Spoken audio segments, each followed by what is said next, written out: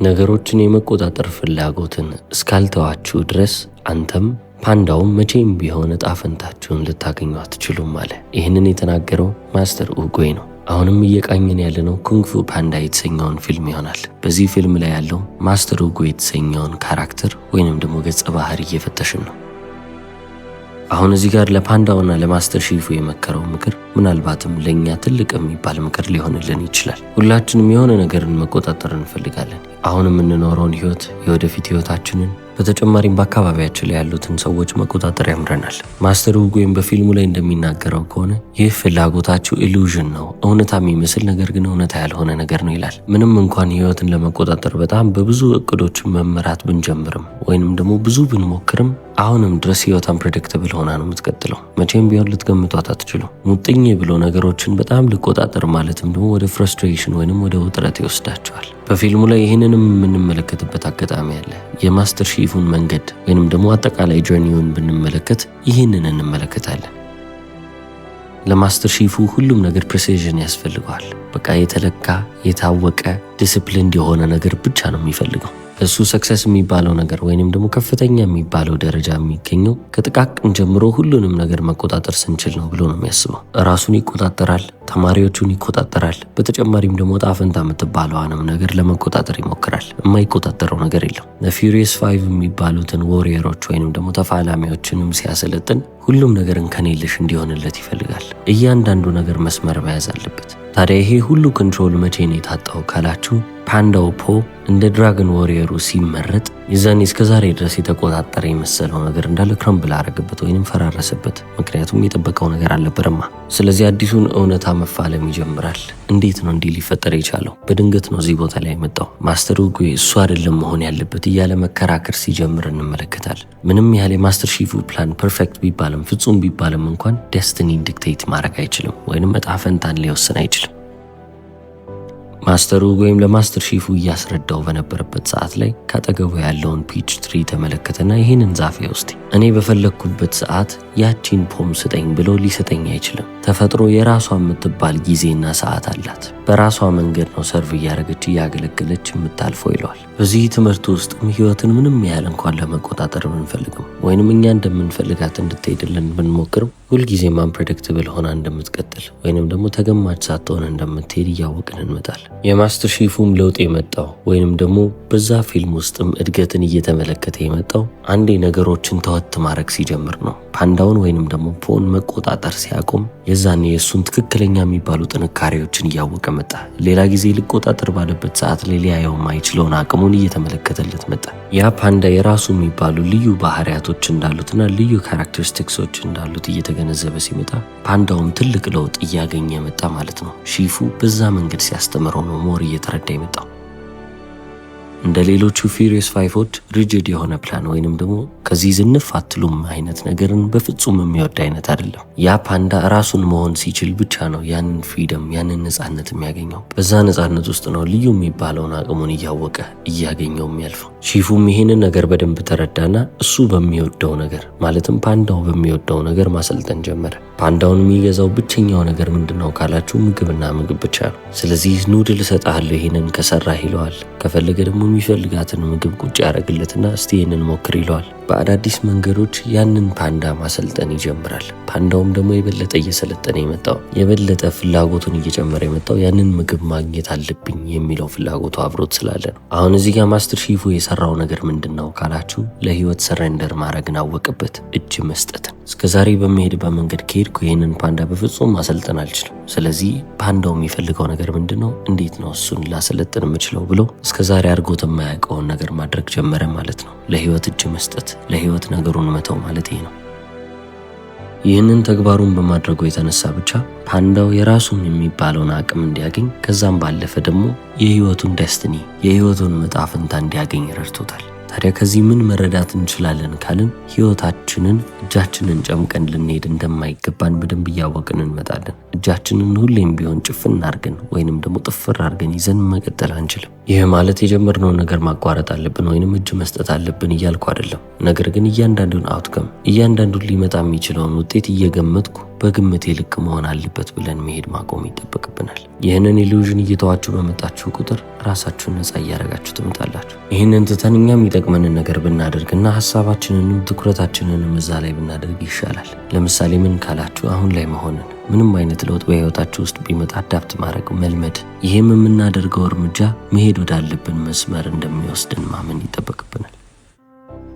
ይህም ትምህርት ስለ ትህትና ብቻ አይደለም። ከትህትና በላይ ስለ እምነትን ያስተምራቸዋል። ራሳችሁን ማመን፣ ሌሎችን ማመን፣ በተጨማሪም ደግሞ ፈጣሪን ማመን። አሁን የማስተር ሁጎን ትምህርቶች ወይንም ምክሮች እየተማን ነው። ሁሉም ምክሮች ግን በዚህ አንድ ምክር ላይ ተንጠለጠሉ ናቸው። ይህንን ካልተቀበላችሁ በምንም ነገር ወደፊት ለመራመድ ብትሞክሩ የምትቸገሩ ትሆናላችሁ። believe in yourself፣ በራሳችሁ እመኑ ነው የሚለው። በፊልሙ ላይም የፓንዳውን ህይወት ሙሉ ለሙሉ የለወጠለት ብቸኛው ነገር ይሄ ነው ማለት ይቻላል። መጀመሪያ እንደተነጋገርነው ፖ ወደዚህ ሁሉ ነገር ውስጥ ሊመጣ የቻለው ወይንም ያ ፓንዳ እዚህ ነገር ውስጥ ሊገባ የቻለው በድንገት ነው። ድራገን ዋሪየር እሆናለሁ ብሎ አስቦ አያውቅም። ታዲያ በድንገት እሱ ሲመረጥ ሁሉም ነገር ግራ ይገባዋል። ውስጡ በጥርጣሬ ተሞልቷል። ከነዛ ፊውሪየስ 5 ከሚባሉት እጅግ ምርጥ ከሚባሉ ተፋላሚዎች እኩል የመደባደብ ኃይል አለኝ ብሎ አላስብም። ስለዚህ ያለ ቦታዬ ነው የመጣሁት፣ እኔ ይሄ ትክክለኛ ቦታዬ አይደለም ብሎ ያስብ ነበር።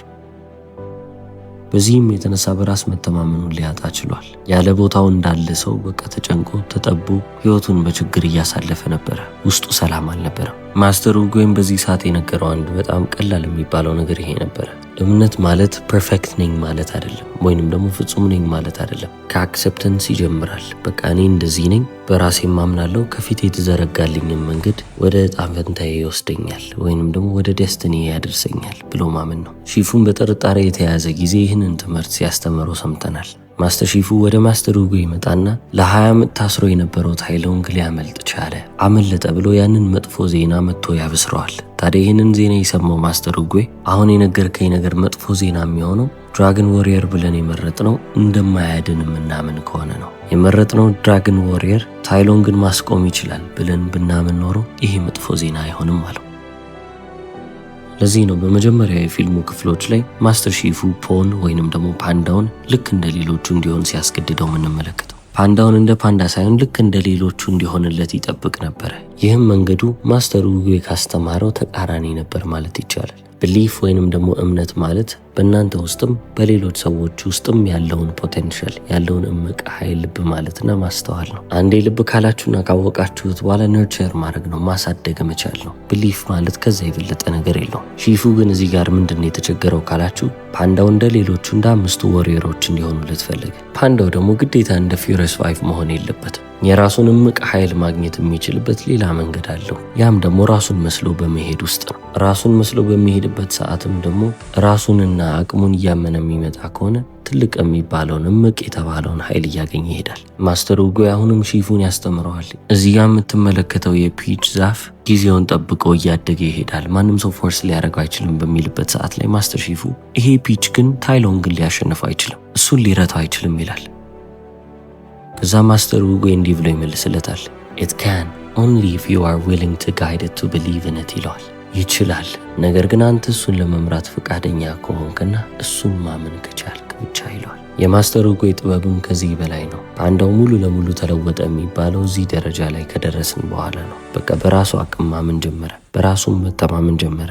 መቼም ቢሆን እንደ ፊውሪየስ 5 ሊሆን እንደማይችል ያውቀዋል። እንደ 5ቱ ተዋጊዎች ሊሆን አይችልም፣ ነገር ግን ራሱን መስሎ ሁሌም ቢሆን ምርጥ መሆን ይችላል። ታዲያ አሁን የፓንዳው በጣም ምርጥ የሚባለው ወይንም ጠንካራ የሚባለው ጎኑ ምንድን ነው ካላችሁ የማርሻል አርት ስኪሎች ወይንም ክህሎቱ አይደለም፣ ኦተንቲሲቲው ራሱ ነው ሆኖ እውነተኛ ማንነቱን ማሳየቱና ልቡ ነው። አሁን ምናልባትም ይህንን ምክር ስትሰሙ ትላልቅ ነገሮችን ላሳካ እችላለሁ ብላችሁ ታምኑ ይሆናል። ነገር ግን ትምህርቱ ከዛ በላይ ነው። መጀመሪያ በራሳችሁ ልታምኑ ይገባል። ምንም ነገር ብታሳኩም ባታሳኩም በራሳችሁ ማመን አለባችሁ ነው የሚለው።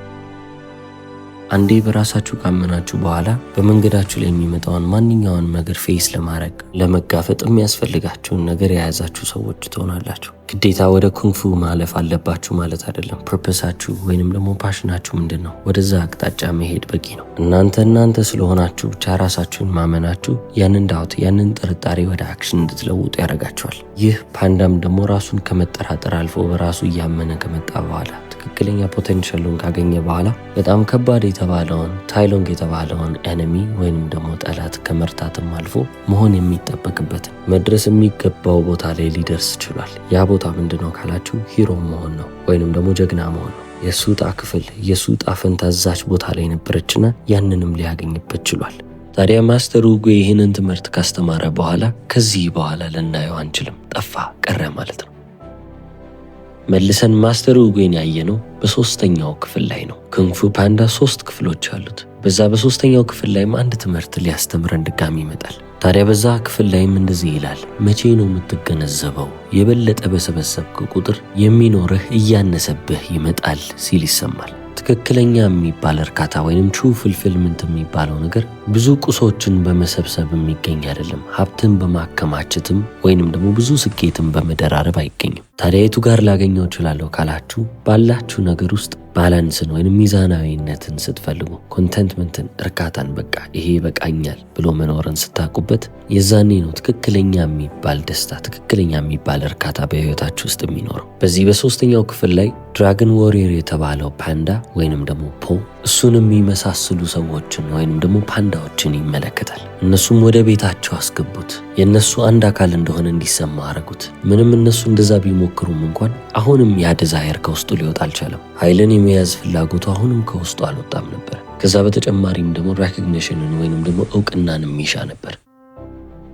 ታዲያ የዚህ አደጋ ምን ያህል ነው ብለን እንድንመለከት አንድ ሌላ ገጸ ባህሪ ደግሞ እናያለን። በሶስተኛው ክፍል ላይ ካይ የሚባል ኤኒሚ አለ ወይንም ደግሞ ካይ የሚባል ጠላት አለ። ይህ ገጸ ባህሪ ማንን ነው ሪፕሬዘንት የሚያደርገው? ማንን ነው የሚወክለው ካላችሁ ማስተር ኡጉ ሲያስተምር የነበረውን ትምህርት የማይከተል ሰው፣ ህይወታችንን በዛ በኩል ባንመራ ምን ልንመስል እንችላለን የሚለውን ነገር በዚህ ካይ በተባለው ካራክተር ውስጥ የምንመለከተው ነው። በጣም አስፈሪ የሚባልም ተፋላሚ። ይህ ጠላት ታዲያ ከየት መጣ ካላችሁ ከመንፈሳዊ ዓለም የወረደ ነው።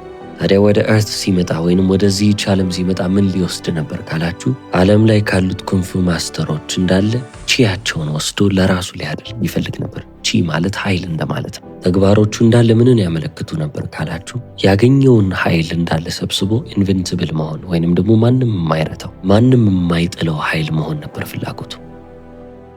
በዚህ ትግል ውስጥ ሳለ ነው እንግዲህ ሂዩማኒቲ ሆኖ እያጣ የመጣው። በቃ ያ ሰብአዊነት የሚባለው ነገር የለም። ከአንድ ኩንፉ ማስተር የሆነ ቺ ወሰደ፣ የሆነ ኃይል ወሰደ ማለት የበለጠ ጭራቅ እየሆነ ሄደ ማለት ነው። ታዲያ በዚህ ፊልም ውስጥ ካለው ካይ ከተባለው ካራክተር ምን መረዳት እንችላለን ካልን ከበቂ በላይ መውሰድ አንዳንዴ በህይወታችን የሚያስከትለውን መዘዝ በደንብ ልብ ሳንል ሳናስተውል የምናደርገው እርምጃ ምን ያህል ዋጋ ሊያስከፍለን እንደሚችል እንመለከትበታለን። በፊልሙ ላይም ካይ በመጨረሻ ምንም አይነት ነገር ሳይኖረው ቀረ። ሁሉንም ቺ ሰብስብ ያለው ብሎ ሲያስብ፣ ሁሉንም ኃይል አግኝቻለሁ ብሎ ባሰበ ሰዓት ላይ ሁሉንም ነገር አጣ። ምንም አይነት ወዳጅ አልተረፈውም። ምንም አይነት ሰላም የለውም። ምንም አይነትም እውነተኛ የሚባል ኃይልም አልነበረውም። የብዙ ማስተሮችን ኃይል ወይንም ቺ ሊወስድ ይችላል። ነገር ግን በዛ መንገድ ላይ ምንም አይነት ፐርፐስ አልነበረውምና ከዓላማም ባሻገር ደግሞ ያ ኮኔክሽንም በፍጹም አልነበረም። ትስስሩ ስላልነበረ ያንን አገኘሁት ብሎ ያሰበውን ኃይል ሊያጣ ቻለ።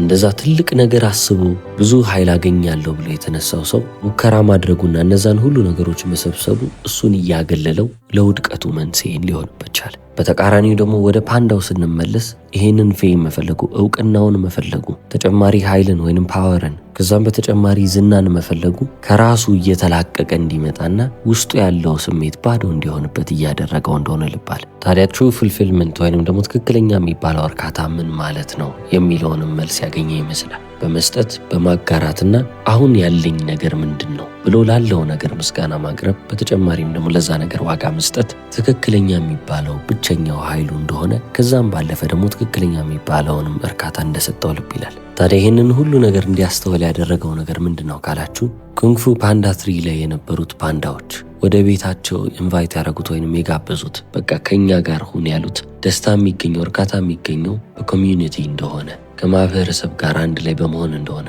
በፍቅር እንደሆነ ትክክለኛ ዋጋ ያላቸው ነገሮች ላይ ልብ በማለት እንደሆነ እየተገነዘበ መጣ ማለት ነው። አሁን ግን ህይወታችንን ቆም ብለን ከተመለከትን ሁሌም ቢሆን ተጨማሪ የሚባለውን ነገር እያባረርን እያሳደድን ያለንበት ሁኔታ ላይ ነው። ማስተር ኡጉ እንደተናገረው ከሆነ ግን ትክክለኛ የሚባለው የህይወት እርካታ የሚመጣው በሲምፕሊሲቲ እና በግራቲቲዩድ ውስጥ ነው ይላል። ህይወትን ቀለል አድርጎ በመመልከት ውስጥና በማመስገን ውስጥ ማለት ነው። ብዙ ሀብትንና ብዙ ንብረትን ለማትረፍ በምንሄድበት ጊዜ ላይ፣ በዚህ ሩጫ በታሰርንበት ጊዜ ላይ ዋና የሚባለውን ነገር እየረሳ ነው እንመጣለን። ሰልፍ አክሰፕተንስ፣ ራስን መቀበል። በተጨማሪም ጄኒውን ኮኔክሽንስ፣ ከልባችን የምንወዳቸው ሰዎች ጋር ሁሌም ቢሆን ኮኔክትድ መሆን፣ ሁሌም ቢሆን መገናኘት። ከሁሉም በላይ ግን ዋነኛው ነገር ምንድን ነው ካላችሁ ሊቪንግ ኢን ፕሬዘንት ሞመንት ነው፣ አሁን ላይ መኖርን ማወቅ። እንግዲህ በዛሬው ቪዲዮ የተመለከትነው ኩንግፉ ፓንዳ የተሰኘው ፊልም ላይ ያለውን ማስተር ኡጎ የተሰኘውን ካራክተር ነው፣ ወይንም ደግሞ ገጸ ባህሪ ነው። እስከ መጨረሻው ስለተከታተላችሁ አመሰግናለሁ። ቻው።